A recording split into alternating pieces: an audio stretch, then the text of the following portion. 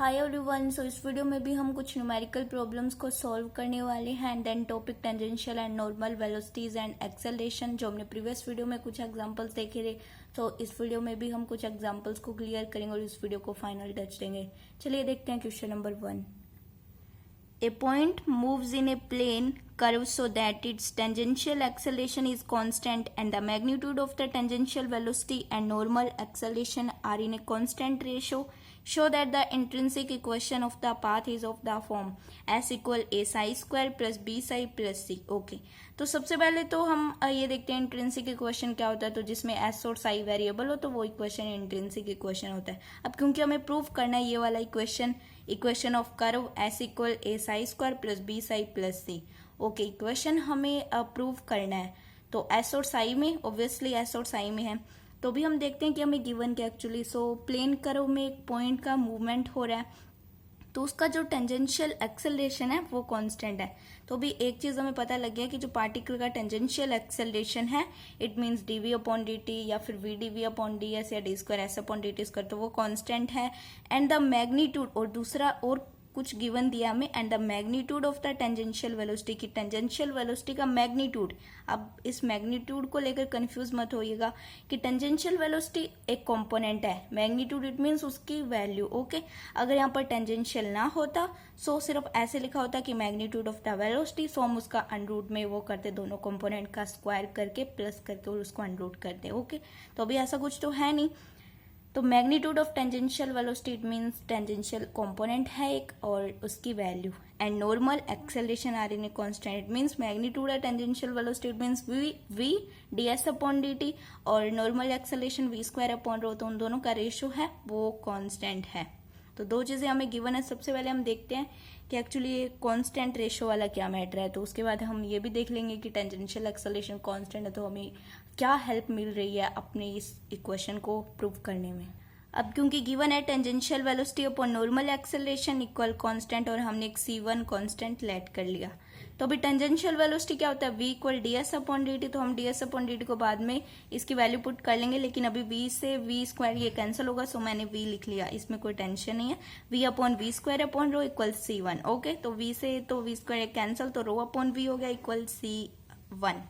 तो अभी हम कई टाइम से पढ़ते आ रहे हैं कि रो क्या होता है, रेडियस ऑफ कर्वेचर। तो ds अपॉन डी साई, ये जो वैल्यू ये रो की है इनटू ये, अब ऊपर आएगा तो dt अपॉन ds होगा, ऑब्वियसली v की वैल्यू ds अपॉन dt होती है एंड देन c1 इक्वल हो जाएगा और ये डी साई ds से ds कैंसिल, तो फाइनली जो ये बनेगा हमारे पास dt अपॉन डी साई। तो अभी इसका अगर हम इंटीग्रेशन, और हम करते क्या, जब भी हमसे इक्वेशन ऑफ कर्व पूछता है, मतलब कर्व का पाथ कैसा रहेगा तो उसका इक्वेशन पूछते हैं, तो हम ऑब्वियसली इंटीग्रेशन करते हैं और इंटीग्रेशन ही करना पड़ता है क्योंकि ये डी वाली टर्म्स को रिमूव करने के लिए। तो अभी यहाँ भी इंटीग्रेशन करने की जरूरत है कि दो वेरिएबल है टी और साई। तो अभी हम देखते हैं इसका इंटीग्रेशन। तो वो क्या था, dt upon D psi equal c1, तो ये हो गया integration of dt equal c1 D Sai, कोई डाउट नहीं होना चाहिए। एंड देन इसका इंटीग्रेशन होगा dt का t equal c1 Sai plus एक न्यू कांस्टेंट हमने ऐड कर दिया c2 and this is the equation number 1। तो भी एक चीज हमें गिवन थी कि tangential velocity upon normal acceleration जो रेशियो उनको कांस्टेंट है, तो उसको हम लेकर चले और हमें सॉल्व करने पर ये इक्वेशन मिला। तो अभी इससे कुछ पता तो लग नहीं रहा कि हम कह सकते हैं कि ऑब्वियसली हमें टी की वैल्यू मिल गई है। तो अभी हम इसको यहीं पर रखते हैं और जो दूसरा हमें गिवन था कि पार्टिकल का टेंजेंशियल एक्सेलरेशन है वो कांस्टेंट है, तो ऑल्सो dv अपॉन dt ये भी कांस्टेंट और मैंने एक न्यू कांस्टेंट लेट कर लिया a। तो अब टेंजेंशियल एक्सेलरेशन तो v dv अपॉन ds भी होता है, dv अपॉन dt भी होता है और d square s upon dt square. तो यहाँ प्रॉब्लम आती है कि हम क्या लें, तो भी यहाँ हम dv अपॉन dt लेंगे। एक तो क्या है कि अब अगर हम इस इक्वेशन का इंटीग्रेशन करेंगे तो हम t की वैल्यू पुट करके अपनी इक्वेशन प्रूव कर देंगे। लेकिन अगर हम v dv अपॉन ds लेते हैं, v dv upon ds equal a लेंगे, तो ये v dv क्या हो जाएगा v स्क्वायर बाय 2। तो v स्क्वायर, क्योंकि हमें s में इक्वेशन चाहिए तो v हम ds अपॉन dt पुट करेंगे तो वो ds अपॉन dt का स्क्वायर, ऐसे करके अनरूट में वैल्यू चली जाएगी। तो हमें ये पहले ही सोच लेना है कि आगे क्या होने वाला है। तो दो स्टेप पहले हम ये सोच लेंगे, मतलब दो स्टेप बाद का भी ऐसा हो जाएगा, तो हम ये चीज लेके ही ना चलें, हम dv अपॉन dt भी ले लें। तो इसलिए मैंने dv upon dt equal a ले लिया और उसके बाद इसका भी इंटीग्रेशन कर लिया। इसका इंटीग्रेशन करने पर मेरे पास बना v equal at plus b, एक न्यू कांस्टेंट बी ऐड कर दिया, तो दूसरा इक्वेशन जो बना वो है v equal AT plus b. तो अब ये बात मैं पहले ही कह चुकी हूँ कि जो इंट्रिंसिक इक्वेशन होता है वो एस और साई में होता है, और अब क्योंकि हमें प्रूव भी यही करना है कि एस और साई वेरिएबल हो, तो v को ऑब्वियसली हम चेंज करेंगे, ds अपॉन dt होता है टेंजेंशियल वेलोसिटी, या फिर वेलोसिटी रिजल्टेंट वेलोसिटी भी यही होगा क्योंकि नॉर्मल वेलोसिटी तो 0 होता है। Then ds upon dt equal AT plus b हो गया, तो अगेन इसका इंटीग्रेशन करेंगे और कोई चारा नहीं है हमारे पास, तो ds equal AT plus b dt। तो क्योंकि दो वेरिएबल है सेपरेट कर दिए s और t, तो इसका इंटीग्रेशन करने पर ds का s and then AT dt का हो जाएगा AT square by 2 plus bt, बहुत सिंपल इंटीग्रेशन और सबको ये आता है, ये मानकर मैं चल रही हूँ, प्लस एक न्यू कांस्टेंट मैंने ऐड कर दिया c। तो अभी इक्वेशन मिला मुझे, okay, s equal AT square by 2 plus BT plus c। अगर हमें वो इक्वेशन ना दिया होता जो हमें प्रूफ करना है, फिर भी हम क्या करते हैं, t की वैल्यू पुट कर दे, क्योंकि इंट्रिंसिक इक्वेशन किसमें होता है, इक्वेशन ऑफ पाथ, उसमें तो कभी t आता नहीं है, हम उसको रिमूव करने की कोशिश करते हैं और s और साई में इक्वेशन लाते हैं। तो अगर ना भी दिया होता तो फिर भी मैं t की वैल्यू पुट करती, अब क्योंकि वहां से हम देख सकते हैं कि उसमें t तो है नहीं, तो हम t की वैल्यू पुट कर देते हैं फ्रॉम इक्वेशन फर्स्ट क्या था, c1 साई प्लस c2। तो ये हो जाएगा s equal a by 2 c1 Sai plus c2 का स्क्वायर, ये स्क्वायर है, plus b c1 Sai plus c2 plus c, okay, और ये स्क्वायर है a प्लस b का होल स्क्वायर, ऐसे करके मैंने स्क्वायर को ओपन कर दिया, plus b c1 Sai plus b c2 plus c।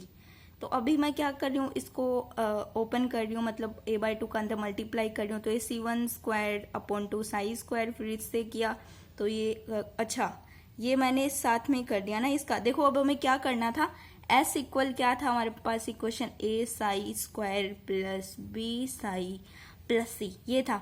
तो भैया देखो साई स्क्वायर साई, तो ऐसा कुछ बनाना है, तो हम क्या करेंगे, साई स्क्वायर वाले को अलग करेंगे, साई वाली टर्म्स को अलग करेंगे, फिर उसमें साई कॉमन लेंगे और जो कांस्टेंट अलग है उसको अलग लिखेंगे, और फिर हम एक न्यू कांस्टेंट ऐड करके हम ये वाली सेम इक्वेशन बना देंगे। तो क्या करने वाली हूँ मैं, साई स्क्वायर वाली टर्म्स को अलग, साई वाली को अलग, और जो अलग है सिर्फ कांस्टेंट तो उनको अलग। तो अब क्योंकि साई स्क्वायर वाली टर्म्स तो सिर्फ एक ही है तो ये हो गया, एंड साई की दो टर्म्स है, एक तो ये वाली है और एक ये वाली, और ये तीनों कांस्टेंट, एक ये वाली टर्म और दो ये वाली, तो ये कांस्टेंट। तो अभी मैं क्या करने वाली हूँ, अगर मुझे उसके जैसा बनाना है, अगर वो ना दिया होता, अगर दिया होता उससे हमें कोई फर्क नहीं पड़ता, ये बहुत ही सिंपल क्वेश्चन हो गया कह सकते हैं हम। तो मैं क्या करती हूँ, ac1 स्क्वायर बाई 2 पूरा कांस्टेंट है, लेकिन अच्छा नहीं लग रहा इतना बड़ा, लेकिन हम लिख भी सकते हैं, ये कोई वो वाली बात नहीं है। तो ac1 स्क्वायर बाई 2 एक कांस्टेंट है, तो हम इसको न्यू कांस्टेंट मान सकते हैं कि क्वेश्चन को बहुत ही इजी बनाने के लिए और अच्छा दिखाने के लिए।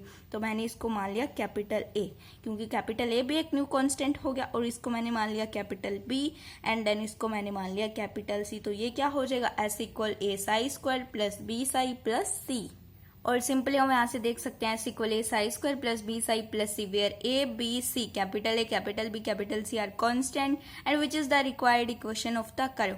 चलिए अभी हम देखते हैं क्वेश्चन नंबर 2।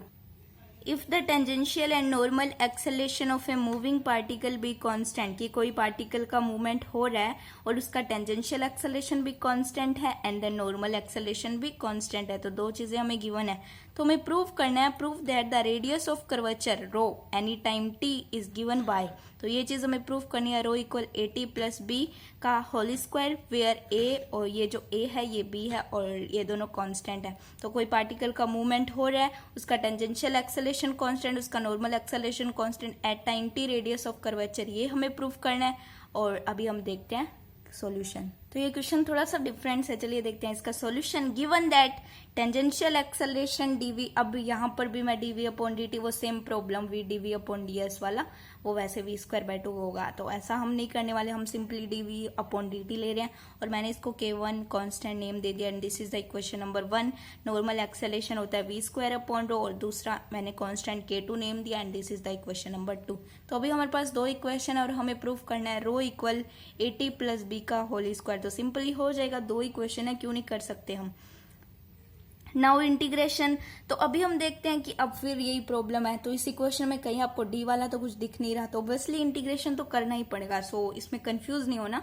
तो इंटीग्रेशन ऑफ इक्वेशन नंबर 1, हम देखते हैं इक्वेशन नंबर 1 के इंटीग्रेशन से हमें क्या मिलता है। सो dv upon dt equal k1, दो वेरिएबल v और t, इनको हम सेपरेट करके इंटीग्रेशन कर सकते हैं। Simply integration of dv equal k1 integration of dt, dv का v इक्वल k1t प्लस सी। सो v इक्वल हमारे पास आया k1t प्लस सी एंड मैंने नेम दे दिया इसको इक्वेशन नंबर 3।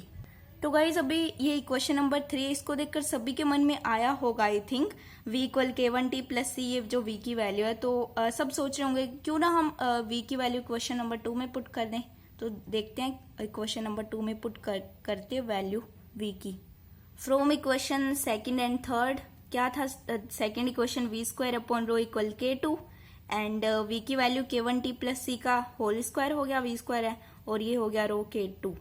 तो अभी हमें क्या करना है कि हमें रो इक्वल में कुछ लेके आना है। सो मैंने रो को एक साइड रख लिया और बाकी सारा उधर। तो रो इक्वल 1 अपॉन k2 हो जाएगा, ये मल्टीप्लाई में इधर डिवाइड में k2 k1t प्लस सी का होल स्क्वायर। तो अभी मैं क्या करने वाली हूँ, इसको at प्लस b की स्क्वायर की फॉर्म बनानी है। तो उसके लिए मैं 1 अपॉन k2 का अंदर मल्टीप्लाई करूंगी। तो ये हो जाएगा k1t upon under root k2 हो जाएगा, स्क्वायर में आएगा तब, क्योंकि फिर बाहर जाएगा तो फिर k2 बचेगा। तो k1 अपॉन अंडर रूट में k2 t प्लस ये भी हो जाएगा c अपॉन अंडर रूट में k2 का होल स्क्वायर। तो अब क्योंकि k1 अपॉन अंडर रूट में k2 एक कांस्टेंट है, तो हम इसको न्यू कांस्टेंट भी मान सकते हैं अकॉर्डिंग टू क्वेश्चन a। सो मैंने इसको मान लिया a, और c अपॉन अंडर रूट में k2 अकॉर्डिंग टू क्वेश्चन हम इसको न्यू कांस्टेंट मान सकते हैं b, अच्छा दिखाने के लिए क्वेश्चन और सही वैल्यू प्रूव करने के लिए। सो ये हमारे पास हो जाएगा ऐसा करने पर rho equal at plus b का whole square and hence proved. तो गाइज ये थे 2 क्वेश्चन जिनको हमने इस वीडियो में कंप्लीट किया, और फाइनली ये वाला चैप्टर खत्म हो गया वेलोसिटी एंड एक्सेलेरेशन के। हम वेलोसिटी एंड एक्सेलेरेशन को radial, transverse, normal, tangential, straight line, plane, coordinate axes, polar coordinate, intrinsic coordinate, तो सब में हमने वेलोसिटी एंड एक्सेलेरेशन को कंप्लीट कर लिया। सो फाइनली ये चैप्टर कंप्लीट हो चुका है। सो नेक्स्ट वीडियो में हम न्यू चैप्टर स्टार्ट करेंगे, तो अभी देखेंगे हम नेक्स्ट वीडियो में। तब तक के लिए बाय बाय।